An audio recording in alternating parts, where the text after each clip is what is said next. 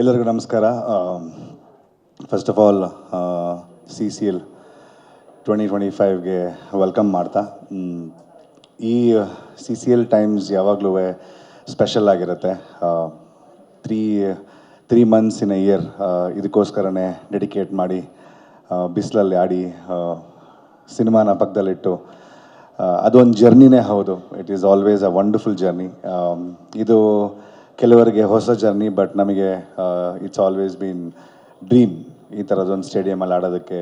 Plus ಖುಷಿಯಿಂದ ಹೇಳಬೇಕು, ಈ CCL ಒಂದೇ ಕಾರಣದಿಂದ ಇಂಡಿಯಾದಲ್ಲಿರುವಂಥ ಎಷ್ಟೋ ಸ್ಟೇಡಿಯಮ್ಸಲ್ಲಿ ನಾವು ಆಲ್ರೆಡಿ ಆಡಿದ್ದೀವಿ ಅಂತ ಹೇಳೋದಕ್ಕೆ ಹೆಮ್ಮೆ ಆಗುತ್ತೆ.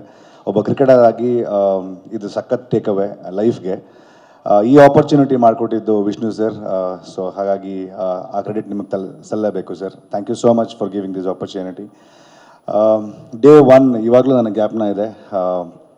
CCL ಅಂತ ಅನೌನ್ಸ್ ಆದಾಗ ಈ ಟೀಮನ್ನು ಹೆಂಗೆ ಫಾರ್ಮ್ ಮಾಡಬೇಕು ಅಂತ ಫಸ್ಟ್ ಡೇಯಿಂದ ಇವತ್ತವರೆಗೂ ಸತತ 14 ವರ್ಷ ಅವತ್ತೇನು ಇಂಟೆನ್ಸಿಟಿ, ಅವತ್ತೇನು ಒಂದು ವಿಷನ್ ಇಟ್ಕೊಂಡು ಟೀಮ್ ಫಾರ್ಮ್ ಮಾಡಿದ್ರು ಅಣ್ಣ ಸುದೀಪ್ ಅಣ್ಣ, ಇವತ್ತೂ ಈ ಸೆಕೆಂಡೂ ಗೊತ್ತಿಲ್ಲ ಎಷ್ಟು ವರ್ಷ CCL ನಡೀತೋ ಅಷ್ಟು ವರ್ಷವೇ ಆ ಇಂಟೆನ್ಸಿಟಿ ಹಂಗೆ ಇರುತ್ತೆ ಅಂತ ನಾನು ನಂಬಿದ್ದೀನಿ. And definitely 2024 season 11 number 2 Karnataka ಬುಲ್ಡೋಸರ್ಸ್ಗೆ ಸಖತ್ ಲಕ್ಕಿ ಅಂತ ಅನಿಸುತ್ತೆ.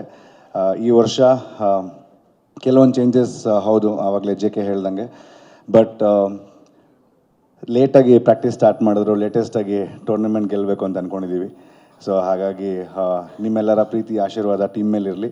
ಪ್ಲಸ್ ಈ ಟೀಮ್ ಡೆಫಿನೆಟ್ಲಿ ತುಂಬ ಹಾರ್ಡ್ ವರ್ಕ್ ಹಾಕಿ ಈ ಟೂರ್ನಮೆಂಟ್ನ ಅಭ್ಯಾಸ ಮಾಡ್ತಾಯಿದ್ದಾರೆ. ಸೊ ಹಾಗಾಗಿ ನಿಮ್ಮ ಆಶೀರ್ವಾದ ಕರ್ನಾಟಕ ಬುಲ್ಡೋಸರ್ಸ್ ಟೀಮ್ ಮೇಲಿರಲಿ. And thank you Ashok sir for keeping the team intact always. Thank you sir.